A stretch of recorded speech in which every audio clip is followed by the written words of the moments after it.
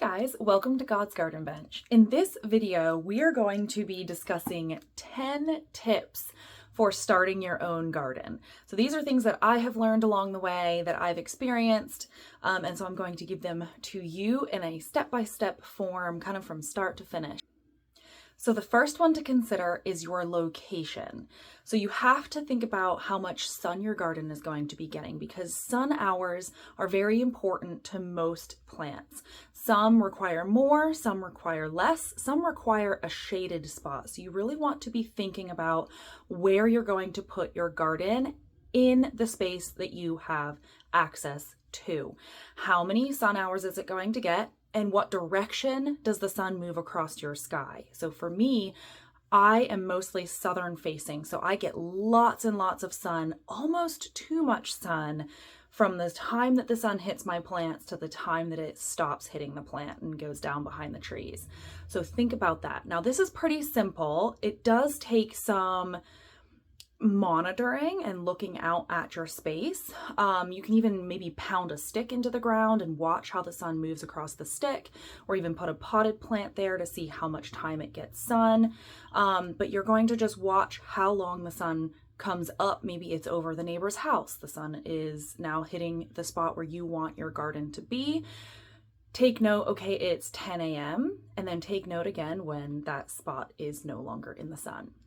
Number 2 is, what type of garden do you want? Do you want a raised bed garden, or do you want an in-ground garden? And which one is going to fit your needs specifically? For me, I have chronic illnesses, so I have chronic fatigue syndrome and fibromyalgia, meaning that my energy is limited and my body hurts a lot. So for me specifically, a raised bed garden is ideal. If you have similar challenges where maybe your body hurts, you have arthritis, or you just like the look of a raised bed garden, then do that. Now, there are a couple different types of raised bed gardens that you can do. So you can do really deep beds, or you can do just 12-inch beds.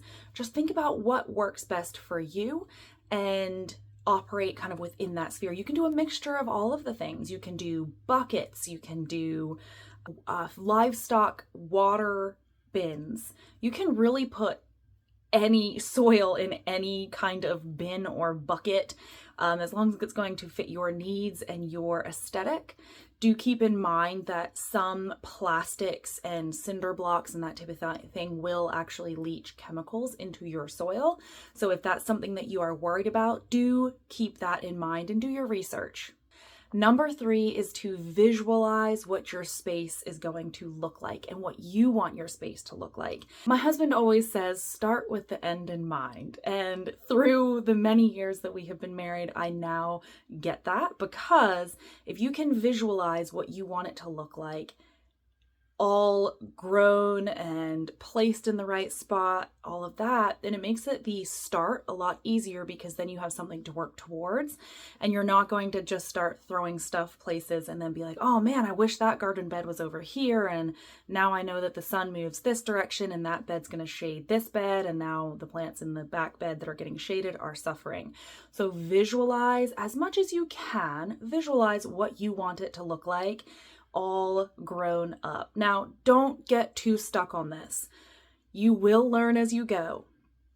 Don't not do the garden because you're not able to visualize what it's going to look like. If you're a brand new gardener and you have no idea what a full-grown tomato plant looks like, don't let this step stop you.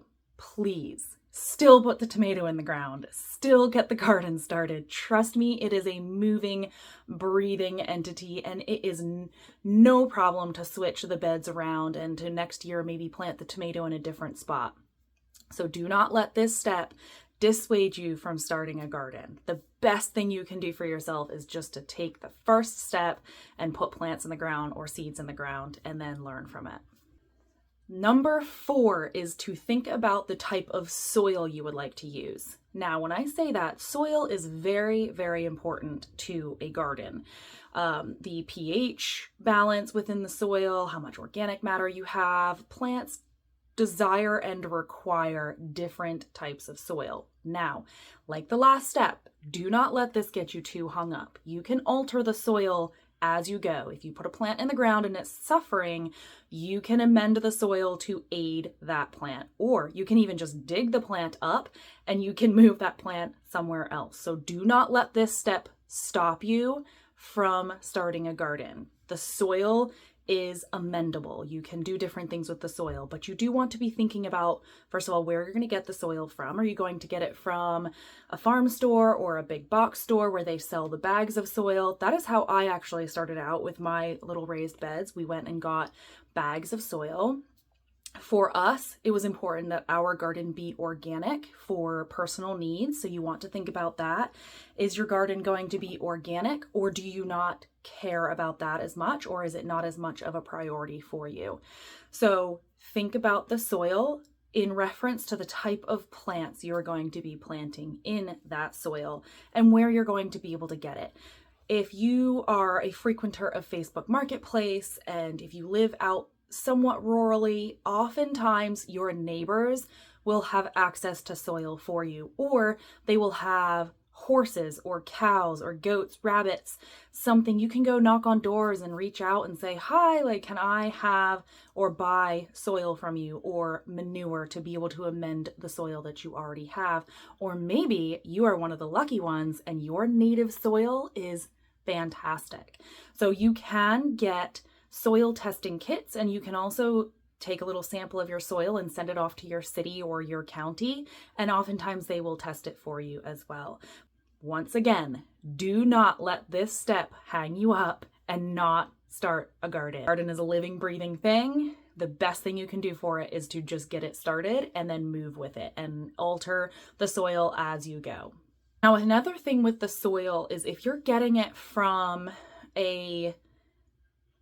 let's say like a composting company, or even from a neighbor, asking if they've treated the soil with anything or treated the manure with anything. That's very important, because first of all, especially if you are going to be growing organically, you want to know what is in that soil, because whatever is in that soil is also going to be in your plant and then in your fruit.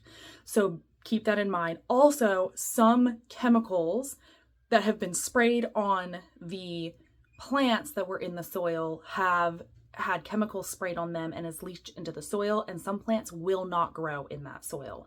So keep that in mind as you are searching for soil and getting soil.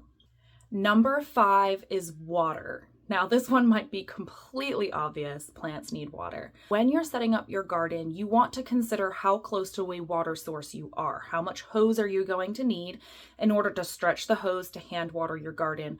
Or if that's not an option, how far are you going to have to tote the water in buckets or cans to water your garden? Or whether you are going to be doing more of an irrigation setup to where you put in-ground irrigation in to automatically water your garden. Something that I have found very, very, very helpful is water timers or hose timers. I put them on and my sprinklers turn on and off via a set time that I have on that timer. Number 6 is to plant what you love. Plant the things, first of all, that your family or you are going to eat and that you really enjoy. If you enjoy tomatoes, plant tomatoes. If you hate cucumbers, don't plant cucumbers, even though they look beautiful and it's really easily accessible. If you don't like cucumbers and you have nowhere to give the cucumbers to, do not plant cucumbers. Plant something that you love and that you are going to want to come back to, and you are going to want to keep alive, because gardening is a labor of love. And especially if you live in a hot place, when it is the height of the summer and the weeds are taking over and it seems like a lot to go outside and to care for these plants and keep them alive, you want something that you're looking forward to. You want something that is delicious that you cannot get at the store. Whatever your reason, whatever your why, make sure that you remember that, but make sure that you plant it so that you want to keep it alive. Number 7 are perennials. Think about the things that are going to come back year over year. Now, this can be either vegetable perennials, herbs and flowers, as well as trees, fruit plants. Think about the things that you want to kind of put in once and let them do their thing and you don't have to replant them every year. And as long as it's in your zone or in your hardiness zone, meaning that it doesn't get cold enough to kill them, they will just keep coming back year after year. Number 8 is going to be mulch or ground cover. Now, this is something that you are going to want to consider. So once you've gotten your plants all planted and they're up a certain amount, you're going to want to cover the soil with something.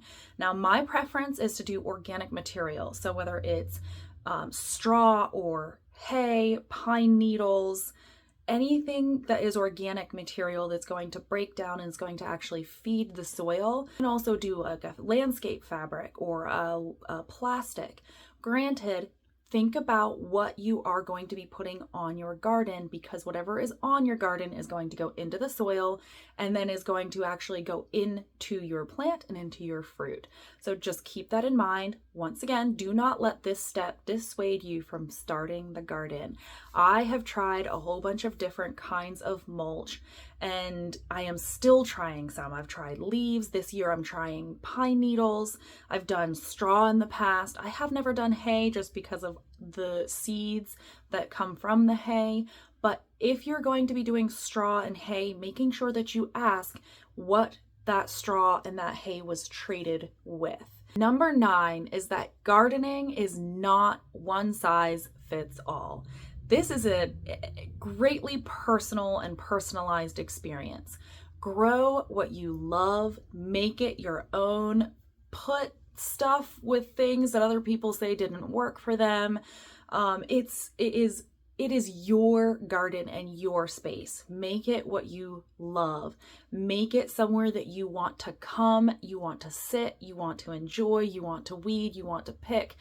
Make it somewhere you want to invite people into or not, if that is your choice, but make it a space that you love. Your garden does not have to look just like my garden, and your garden does not have to look like the tons of other gardens that are on YouTube. Make your garden yours. If that looks like hanging buckets, if that looks like a little teeny rotivated spot on the ground, do it and get started. And I'm telling you, the rewards will be endless. Number 10 is where to get seeds and plants. So there are many different places that you can get seeds and plants from. First, you can get them from Facebook Marketplace. A lot of people will grow the seeds or like start the seeds indoors and then sell the little started tomato seedlings on Facebook Marketplace for $1 or $2, up to $5 I've seen. Granted, if you're not in my area, then that might not apply to you, but try it. See what gardening things are going on Facebook Marketplace and in your area. That leads right into neighbors. Do neighbors have access to started plants, or are they starting their own plants and can sell you maybe some of the ones that they started but they don't need? Other places are seed swaps and plant swaps. So go to your library and see if they have any information or access to those things. Farm stores are a great resource. Oftentimes they will get like little local farm stands or local farm stores, both farm stands and farm stores will get the seed starts or started plants, and then you're supporting local, but you're also getting plants that will grow well in your area. Local nurseries are actually a really good option as well. Oftentimes they will start garden vegetables in their nurseries and then have them at the height of the season, as well as you will be able to get plants and flowers and bushes and trees and all of those things from the nurseries as well. Now, there are also seed websites. So, for example, Baker Creek, Botanical Interests,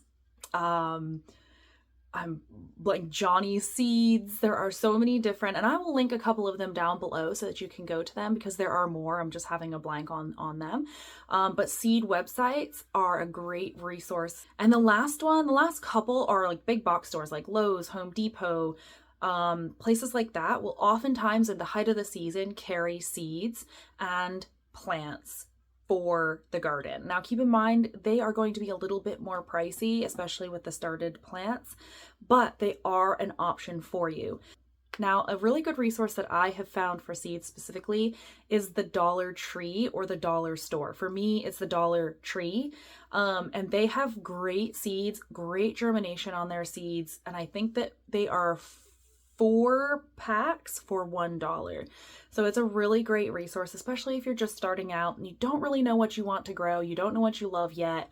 That's a great resource to go and get just a whole bunch of them and put them in the ground and see what works best for you and what brings you joy and what you want to keep alive. Well, guys, that is it for this video. If you have any questions, ask down below and I will answer them, or other commenters will answer them.